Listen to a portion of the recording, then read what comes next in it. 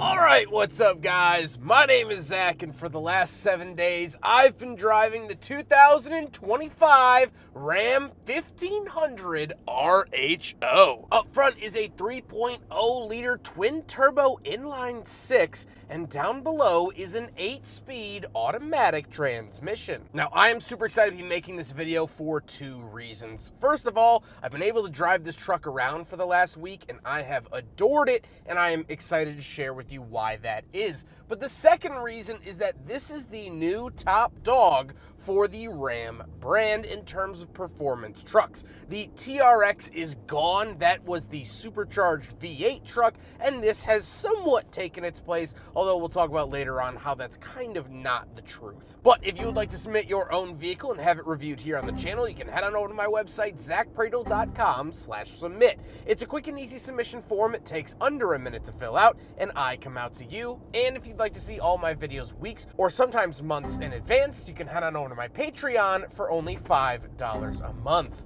But let's get back to that inline 6 under the hood. That is the big change. Gone are the days of the V8 supercharged truck from Stellantis, and this has somewhat taken its place. Now, it is down quite a bit of horsepower, from up in the 700s down to 540. However, that doesn't mean that the RHO is any type of slouch. It's quick, it's fast, and it's fun. It just doesn't breathe fire down your neck like the TRX once did. This is the high output Hurricane engine that we saw in the Grand Wagoneer. We're now seeing it here in the RHO, and the word on the street is when the Dodge Charger debuts its gasoline engine, it will be this. So, a lot to look forward to in that chassis. The other great thing about it is the sound. If you're familiar with BMWs, this sounds like a B58 inline 6. I mean, it shares a displacement, and because there's no V angle in the engine, I'm sure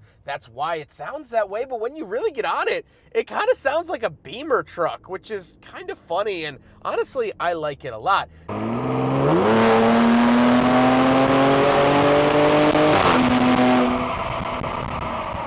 Now, with that sound, we have that 8-speed automatic transmission, and it shifts really quick. With that inline 6, you kind of get those DCT, almost fart noises when it shifts. It feels and drives like a tuner car, which is very intriguing. The 8-speed automatic is good. I never found it hunting for gears or annoying me. And last but not least, the truck is 4-wheel drive, and there's no 2-wheel drive setting. So you're 4-wheel all the time. How does it feel to drive the Ram RHO? Well, it is big. It is a wide body truck. It's high to get into, and I can't even park it in my garage because it doesn't fit on my driveway. That's right, the wheels were touching either sides of the driveway. It's big. That is the first thing that you notice, but the power is there. It's still a fun sport truck. And honestly, it's hard to not feel like the king of the road when you're sitting up high with that 540 horsepower, with all of the fun RHO bits on it.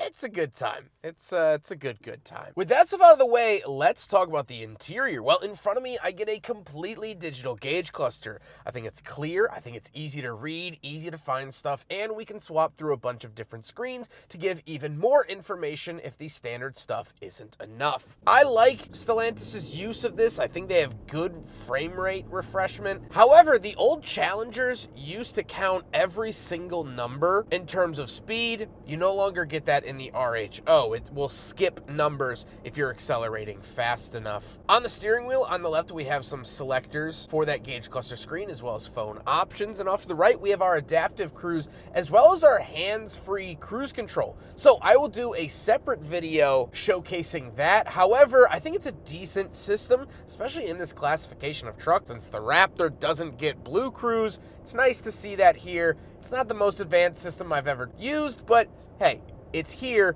and I'm not going to complain. Around the back of the steering wheel, we also have paddle shifters, nice little touch there, and off to the left, we do have our climate control vent, headlight switch, and gauge dimmer switch. We also do have pedal adjustments down below, our power parking brake. Moving on to the door, we have a Harman Kardon speaker. The sound system of this truck is fantastic, really enjoyed that. Then we have 2 levels of memory seats with our massage function up at the top. So this has a bunch of different massage options for the RHO. These have been wonderful, wonderful, wonderful. Lots of customization, good intensity, fantastic massage seats. Then we have our power mirrors, power windows, and power locks, these same buttons that they've been using since the late 2000s. Moving into the center, we do get a Harman Kardon speaker up on the dash, as well as a Ram logo and a little cubby with a 12-volt outlet. But then we have our giant vertical screen, wireless Apple CarPlay and Android Auto. Plenty of good stuff in here. And we do have these performance pages, so you can kind of change the performance of the truck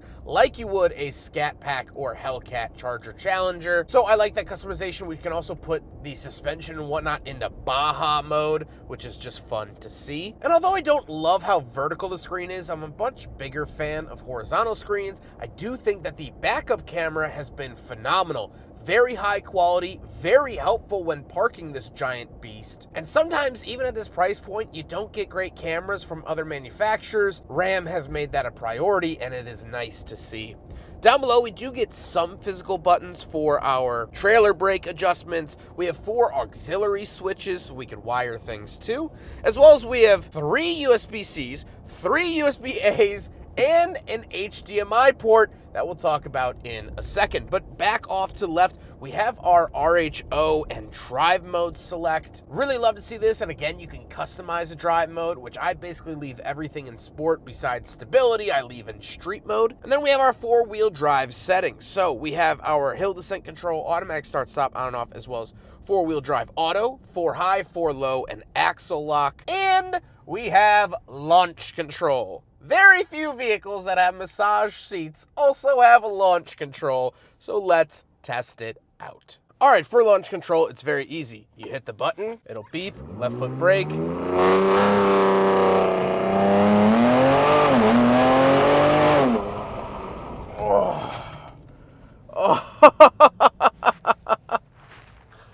It actually does give you that roller coaster feeling. It's really, really fun. It doesn't bite as hard as the TRX, but as you probably saw in the reaction in my face, you get that sort of stomach feeling where you're like, ugh. This is a roller coaster, man.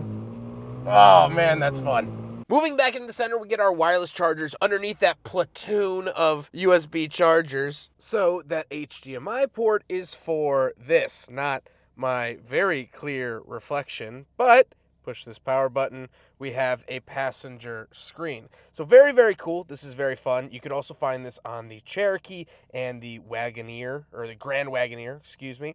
But you could scroll over. You have a couple of apps. You could do navigation. You can look for stuff. You could have your passenger, kind of your right seat gunner, looking for breakfast, you know, on the start of the road trip or whatnot. But my favorite thing is this. You can click on and watch the camera system, which is very, very neat. And the passenger can kind of keep an eye on things, which is just fun for a road trip or fun while driving and things like that. You can also look at forward-facing cameras and whatnot. And as you can tell, you cannot see it from the side angle. So the driver can't see what the passenger is looking at. This is obviously for safety reasons, but very, very cool because I could put in a HDMI and I could watch a movie or, you know, an Amazon Fire Stick or something on a road trip while sitting passenger. Very, very cool to see. Standard shifter off to the left. This feels like a parts bin part. Nothing cool or interesting about it. And off to the right, we do have cup holders, so we'll do a big friggin' model test. And unfortunately, the Ram RHO actually fails the big friggin' model test. Not very truck-like, Ram. Not very truck-like at all. Then we do get an enormous center console. You can open up the top or the bottom. Plenty of storage. I fit 2 Jimmy John's full-size subs in here, or hoagies if you're from the East Coast. So that came in handy. The seats are comfortable. They are heated, ventilated, power massaging, and memory. Everything I could ever think of from a modern seat. They've been good, and I quite like them. However, speaking of seats, we do have back seats, so let's go do a back seat review. All right, if you can hear me from over there, I'm in the back of the 2025 Ram RHO, and the reason I say that is because there is so much room back here. I could sit normally. I'm 5'11", not a small guy. My knees have 8 to 10 inches before they even touch the front seat. I do have a center console that folds down with a little bit of storage and cup holders. Down here, I have my own climate vents, heated and ventilated rear seats. The Rolls-Royce Spectre, $501,000, and its sibling, the Rolls-Royce Ghost, at $482,000. Neither of those Rolls-Royce products had rear-cooled seats, but the Ram RHO does. Also, the Toyota Sequoia Platinum does, in case you're curious. We have USB-A and USB-C, 2 of each back here, and we get a wall outlet. We get seat back pockets on either side. Speakers in the roof. It is a really nice experience. Gone are the days of trying to squeeze yourself into the back of a pickup truck. This is its own hotel room if you want it to be. Love to see that. Let's hop into the very back. We'll take a quick look at the tailgate and bed, and then we'll talk about the looks. All right, so on the back of the RHO, and we do have a little button here on the key fob. Press it twice. Oh, hold. There we go. And it does have a power rear tailgate. Once we are in here, nothing really too crazy. We do have a wall outlet over there, which is definitely nice to see, and some bed rails. We do get this nice tonneau cover that is freezing over at the moment, but one of the really nice things about the tailgate is that you can just kind of hit it up like that, and it'll do the rest of the work, which is really, really nice. So, like I said, come back down, button for the operated down, and you don't have to reach all the way around. You just lift it up a little bit and it'll do the rest of the way. Very, very cool to see that. Now we gotta talk about the looks, and this truck has presence. We'll do this walk around here. I really enjoy the look. It is a lot wider than the standard Ram. That is not only denoted by the 3 lights on the hood, but you can see there's almost these stretch marks next to the headlights and taillights. I love that. This thing is beefing out of its own skin, and I like that presence. I liked coming out of my house every day and seeing this in the driveway and having that small trickle of fear roll down my spine that I might get my head bitten off by the truck I'm about to drive. That's a good, cool feeling, and I like it. I like it a lot. Like it a lot. Now, I do want to say as well, I filmed this pre and post wash. I think it's actually prettier and cooler when it was dirty and caked in salt, but you can be the judge and let me know in the comments down below. With all of that being said, let's get on to my final thoughts. What do I think driving the Ram RHO for the last 7 days? First of all, how the press cars work is that I get a car dropped off every week. Usually a manufacturer will say, hey, can we give you this car? And I go, yes, and then, it's fine.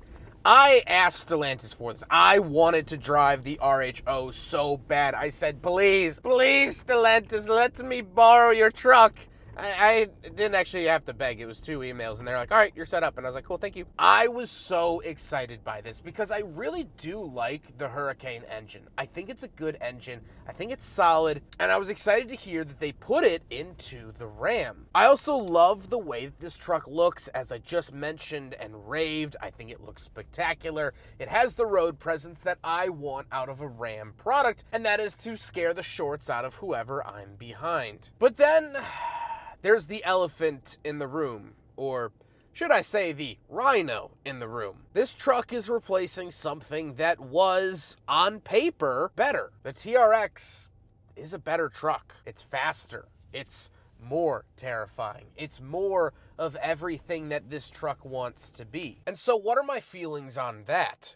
Is this a downgrade? Yes and no. Stellantis kind of has to get rid of the V8. Although now they've been teasing that they might bring it back, it just doesn't really comply to CAFE standards. And it was an aging V8. It would cost millions and millions and millions of dollars to update it to keep up with modern fuel economy standards. So they swapped it out in turn for the inline 6, but of course that comes with a drop in horsepower. Now I firmly believe that this will be making 700 horsepower within the next decade. I think they're going to get back to that point relatively quickly with technology, maybe with a plug-in hybrid assist or, I don't know, quad turbos or something like that. Technology always finds a way. But I think, honestly, what this truck is, and maybe this is just because of my personal experience, this truck is just the little brother. I am a little brother. I have one older brother. It's the only sibling I have. And I lived a lot of my younger life comparing myself to my older brother. I actually used to have a little tally mark behind a shelf in my room of every time that my brother got a compliment that I didn't get. Oh, he's so smart, he's so personable, he's so likable, he's a great person, and all those things are true. I have a point here. Once I stopped comparing myself to my brother, life got a lot better. It was more freeing. That's what this truck is. This truck is the little brother. And right now, everyone's comparing it to its older sibling, the TRX. Will it follow in its footsteps? Will it live up to the name?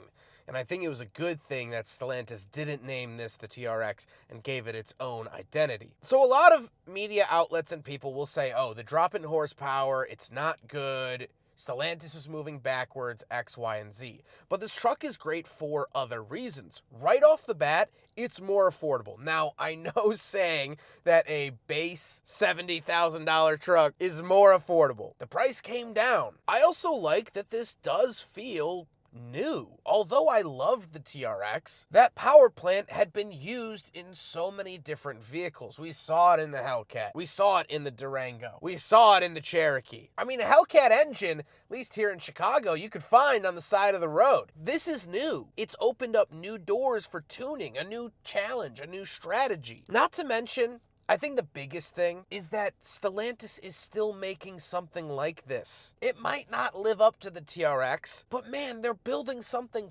fun. They're building something aggressive. They're building something that gives you goosebumps when you go to ShopRite down the corner.